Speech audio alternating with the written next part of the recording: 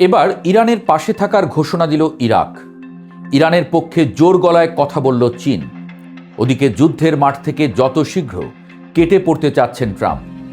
Israel বলে দিয়েছে যুক্তরাষ্ট্র যদি ইরানের মাটিতে সৈন্য নামায় তবে তারা সেনা পাঠাবে না।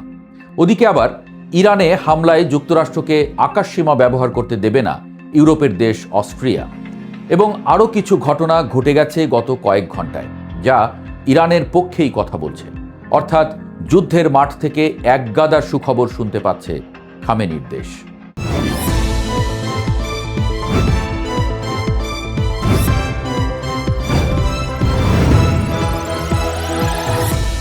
মধ্যপ্রাচ্যের ভূরাজনীতি এখন যে মোড় নিয়েছে তাতে এক কথায় বলা যায় রোলার কোস্টার রাইড। একদিকে পশ্চিমাদের দম্ভ আর অন্যদিকে তেহরানের আকাশচুম্বী আত্মবিশ্বাস। তবে যুদ্ধের ময়দান কেবল গোলাবারুদের নয়, এখানে মস্ত বড় ভূমিকা রাখে কূটনীতি আর মনস্তাত্ত্বিক লড়াই। ডোনাল্ড ট্রাম্প যখন জাতির উদ্দেশ্যে দেওয়া বড় ভাষণে নিজের সাফল্য প্রচার করছেন, তখন তেহরান থেকে সাফ জানিয়ে দেওয়া হয়েছে তারা কোনো যুদ্ধবিরতি বা সিজ ফায়ার চায় না। সাধারণ অর্থে এটি মনে হতে পারে একগুঁয়েমি, কিন্তু সমরবিদরা বলছেন এটি ইরানের চরম শক্তিমত্তার প্রকাশ। যে আমেরিকা কয়েক বছর আগেও ইরানকে তুড়ি মেরে উড়িয়ে দিতে চেয়েছিল, সেই আমেরিকার নাকের ডগায় বসে এমন ঘোষণা দেওয়া চারটিখানি কথা নয়। কিন্তু এই অনড় অবস্থানের পেছনে কি শুধুই বীরত্ব, নাকি এর আড়ালে লুকিয়ে আছে অন্য কোনো অন্ধকার গলি? কারণ যুদ্ধের ডামাডোলে এক পক্ষ যখন জয়ের গান গায়, অন্য পক্ষ তখন ভেতরে ভেতরে শান দেয় তাদের সবচেয়ে ধারালো অস্ত্রটি। প্রশ্ন উঠছে, করছেটা কি ইরান তলে তলে? এই মুহূর্তে ইরানের সবচেয়ে বড় লাকি চার্ম হয়ে উঠেছে চীন। ট্রাম্প যখন ইরানের উপরে একের পর এক খড়গহস্ত হওয়ার হুমকি দিচ্ছেন, তখন বেইজিং খুব কৌশলে দ্রুত যুদ্ধবিরতির ডাক দিয়ে তেহরানের পাশে দাঁড়িয়েছে। চীনের এই অবস্থানকে অনেকে কেবল শান্তির বার্তা হিসেবে দেখলেও এর গভীরে রয়েছে আমেরিকার একাধিপত্য চূর্ণ করার সুদূর প্রসারী লক্ষ্য। বেইজিং জানে ইরান যদি এই যুদ্ধে টিকে যায়, তবে মধ্যপ্রাচ্যে আমেরিকার প্রভাব চিরতরে ম্লান হয়ে যাবে, আর সেটাই চীনের জন্য হবে পরম পাওয়া। কিন্তু মুদ্রার উল্টোপিঠও আছে। চীন কি আসলেই যুদ্ধের মাঠে ইরানের জন্য নিজের রক্ত দেবে? ইতিহাস সাক্ষী, চীন সবসময় তার নিজের বাণিজ্যিক স্বার্থকে সবার উপরে রাখে। তাই চীনের এই জোর গলায় কথা বলা ইরানের জন্য যতটা না রক্ষা কবচ, তার চেয়ে বেশি হলো আমেরিকার গতিরোধ করার একটা কৌশল মাত্র। ইরান যদি ভেবে বসে চীন তাদের হয়ে সরাসরি লড়াইয়ে নামবে, তবে সেই ভুল ভাঙতে হয়তো খুব একটা সময় লাগবে না তাদের। তবে চীনকে এভাবে প্রকাশ্যে পাওয়া কম কথা নয় ইরানের জন্য।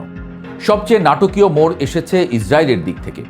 গত কয়েক দশক ধরে যে ইসরায়েল ইরানকে পৃথিবীর মানচিত্র থেকে মুছে দেওয়ার শপথ করে আসছিল, তারাই এখন আমেরিকার প্রস্তাবিত স্থলযুদ্ধে যোগ দিতে সরাসরি অস্বীকৃতি জানিয়েছে। তেল আবিব স্পষ্ট ভাষায় পেন্টাগনকে জানিয়ে দিয়েছে, আমেরিকা যদি ইরানের মাটিতে বুট খুলে সৈন্য নামাতে চায়, তবে সেই মরণ ফাঁদে ইসরায়েলি সেনারা অংশ নেবে না। এটি আপাত দৃষ্টিতে ইরানের জন্য এক বিশাল বিজয় বা সুখবর বলে মনে হতে পারে, কারণ এককভাবে ইরানের বিশাল ভূখণ্ডে ঢুকে লড়াই করা আমেরিকার জন্য অসম্ভব এক কাজ। কিন্তু এর ভেতরেও আছে এক গভীর কুটিলতা। ইসরায়েল হয়তো বুঝে গেছে যে সম্মুখ যুদ্ধে ইরানের চেয়ে তারা এখন এয়ার স্ট্রাইক আর সাইবার ওয়ারফেয়ারে বেশি স্বাচ্ছন্দ্য বোধ করছে। তারা চায় মার্কিনীরা লড়াই করুক, আর তারা নিরাপদ দূরত্ব থেকে কেবল কমান্ড দিক। তাই ইসরায়েলের এই পিছুটান ইরানের জন্য জয়, নাকি এটি নতুন কোনো বিধ্বংসী দূরনিয়ন্ত্রিত হামলার পূর্বাভাস? ইউরোপের রাজনীতির হাওয়াও এখন ঘুরছে অন্যদিকে। অস্ট্রিয়া যখন সাফ জানিয়ে দিয়েছে তারা ইরানের উপর হামলার জন্য আমেরিকার কোনো যুদ্ধ বিমানকে তাদের আকাশসীমা ব্যবহার করতে দেবে না, তখন ওয়াশিংটনের কপালে দুশ্চিন্তার ভাঁজ পড়ে। ইউরোপের বাকি দেশগুলোও কিন্তু তলে তলে একই সুর গাইছে। তারা চায় না আরেকটি শরণার্থী সংকট বা তেলের দামের অসহনীয় ঊর্ধ্বগতি। এই যে আন্তর্জাতিক সমর্থন আমেরিকা হারাচ্ছে, এটা নিঃসন্দেহে ইরানের জন্য এক বড় কূটনৈতিক সাফল্য। কিন্তু এই নিষেধাজ্ঞার বিপরীতে পেন্টাগন কি হাত গুটিয়ে বসে থাকবে? প্রযুক্তিগত দিক থেকেও ইরান এখন বেশ তুঙ্গে।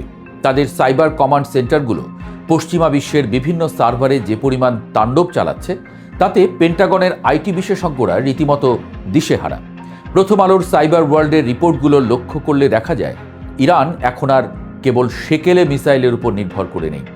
তারা এখন হ্যাকিং আর ড্রোন প্রযুক্তিতেও বিশ্বমানের হয়ে উঠেছে। এই সাইবার সক্ষমতাই ট্রাম্পকে বড় কোনো হঠকারী সিদ্ধান্ত নিতে বাধা দিচ্ছে। কারণ আমেরিকা জানে ইরানে হামলা হলে তার পাল্টা প্রতিক্রিয়া হিসেবে নিউ ইয়র্ক বা ওয়াশিংটনের পাওয়ার গ্রিড কিংবা ব্যাংকিং সিস্টেম ধসে পড়তে পারে। এই যে ভয়ের ভারসাম্য তৈরি হওয়া, এটা ইরানের জন্য এক বিরাট সুখবর। কিন্তু সাইবার যুদ্ধ এমন এক তরবারি যার হাতল নেই। যে কোনো মুহূর্তে আমেরিকা যদি আরও শক্তিশালী কোনো জিরো ডে অ্যাটাক দিয়ে ইরানের পরমাণু বা বিদ্যুৎ কেন্দ্র অকেজো করে দেয়, তবে সেই ক্ষয়ক্ষতি সামাল দেওয়ার সক্ষমতা ইরানের কতটুকু আছে তা নিয়ে আলোচনা হতে পারে। সবশেষে আলোচনার মূল কেন্দ্রে থাকছেন ডোনাল্ড ট্রাম্প নিজে। ট্রাম্প তার চিরচেনা রূপ অনুযায়ী যুদ্ধবিরতির চেয়ে বরং যুদ্ধের মাঠ থেকে কেটে পড়া বা সসম্মানে পালানোকেই এখন প্রাধান্য দিচ্ছেন বলে অনেক বিশ্লেষক মনে করছেন। তার কাছে আমেরিকার অর্থনীতি আর নিজের গদি সবার আগে। মধ্যপ্রাচ্যের এই চোরাবালিতে বছরের পর বছর সৈন্য আটকে রাখা তার নির্বাচনী ইশতেহারের পরিপন্থী। তাই তিনি চাইছেন দ্রুত কিছু একটা করে মাঠ ছাড়তে। এই সুযোগটাই নিতে চাইছে ইরান। তারা জানে ট্রাম্প এখন নড়বড়ে অবস্থায় আছেন, তাই তারা চাপের মাত্রা আরও বাড়িয়ে দিচ্ছে। কিন্তু মনে রাখতে হবে, ডোনাল্ড ট্রাম্প একজন অনিশ্চিত মানুষ। যে মানুষটি পালানোর পথ খুঁজছেন, সেই মানুষটি যদি কোণঠাসা হয়ে শেষ কামড় দেন, তবে সেই কামড়ের বিষে পুরো ইরান নীল হয়ে যেতে পারে। ইরান যে সুখবরগুলো পাচ্ছে সেগুলো আসলে এক একটা পাজল। এই পাজলগুলো মেলাতে পারলে তারা জিতবে, আর সামান্য ভুল চালে সব সুখবর শোকের খবরে পরিণত হতে পারে। বাস্তবতা হলো, গত কয়েক ঘন্টায় আন্তর্জাতিক অঙ্গনে যে হাওয়া বইছে তা নিঃসন্দেহে তেহরানের পাল তুলছে। চীন থেকে অস্ট্রেলিয়া, ইসরায়েল থেকে আমেরিকা, সব জায়গাতেই ইরানের জন্য কোনো না কোনো স্বস্তির খবর আছে। কিন্তু রাজনীতির এই ময়দান বড় পিচ্ছিল। আজ যে মিত্র, কাল সে চরম শত্রু। ইরান যে এখন ইসরায়েল আমেরিকাকে আত্মসমর্পণের হুমকি দিচ্ছে, এটা যেমন তাদের সাহসের পরিচয়, তেমনি এর পরিণতি হতে পারে ভয়াবহ এক সর্বাত্মক যুদ্ধ। ইরানের আকাশে কি আসলেই সুখবরের পূর্ণিমা এসেছে, নাকি এটি ঝড়ের আগে আকাশ পরিষ্কার হওয়ার এক বিভ্রান্তিকর চিত্র? তবে আপাতত খামেনির দেশ যে বিশ্ব রাজনীতির স্পটলাইট কেড়ে নিয়েছে এবং পরাশক্তিগুলোকে বেশ ভালোভাবেই ভাবিয়ে তুলছে, তা নিয়ে কোনো সন্দেহ নেই। যুদ্ধের এই মহানাটকের শেষ দৃশ্য এখনও অনেক দূরে।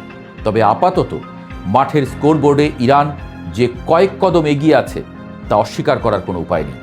এই সুখবরগুলো ইরান কতক্ষণ ধরে রাখতে পারে, এখন সেটাই দেখার বিষয়।